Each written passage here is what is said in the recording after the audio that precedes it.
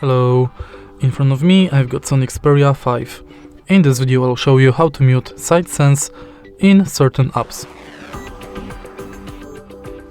As you can see, SideSense is enabled. Unfortunately we can't disable it permanently, but we can mute it in certain apps.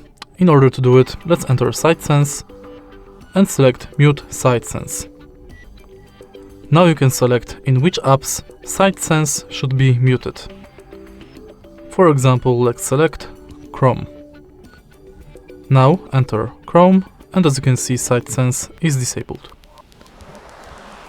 To enable it back in this app, again go to Mute SideSense and unmatch the app you've selected before. And that's basically it. If you find this video helpful, please leave a like, comment and subscribe.